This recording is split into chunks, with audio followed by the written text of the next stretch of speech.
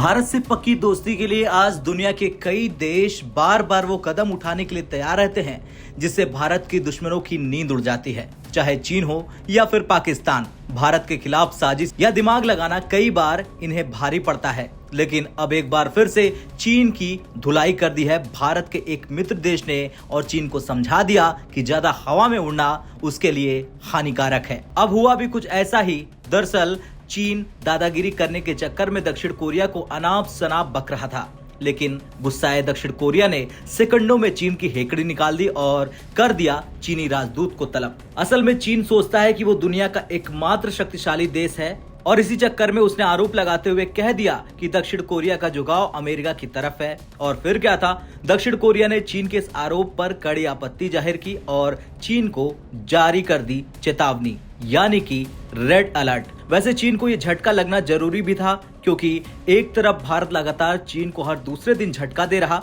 और दूसरी तरफ बात की जाए वैश्विक प्रभाव के लिए अमेरिका और चीन में प्रतिस्पर्धा की तो ये काफी तेज है। और इन सब के बीच दक्षिण कोरिया के विदेश मंत्रालय ने चीन के राजदूत को तलब कर दिया उनकी इस टिप्पणी का विरोध करने के लिए, जिसमें उन्होंने सियोल पर अमेरिका की ओर से झुकाव रखने और चीन से दूरी बनाने का आरोप लगाया था। दक्षिण कोरिया की ओर से प्रथम उप विदेश मंत्री चोंग हो जिन ने चीन के राजदूत शिंग हैमिंग को उनके कथित भड़काऊ बयान के लिए चेतावनी जारी की। चीन के राजदूत ने यह हरकत दक्षिण कोरिया के एक विपक्ष के नेता के साथ बातचीत के दौरान करी। इतना ही नहीं, दक्षिण कोरिया इस कदर भड़का हुआ था कि इसके मंत्रालय ने शिंग पर राजनयिक प्रोटोकॉल तोड़ने और दक्षिण कोरिया की घरेलू राजनीति में घुसने का आरोप तक लगा डाला। हालांकि चीनी राजदूत के बयान को दक्षिण कोरिया ने पब्लिकली एक्सपोज नहीं किया क्योंकि वो इसे अनुचित मानते हैं, लेकिन ये बताया गया कि वो कौन सा विपक्षी नेता था जो चीनी राजदूत से बातचीत कर रहा था।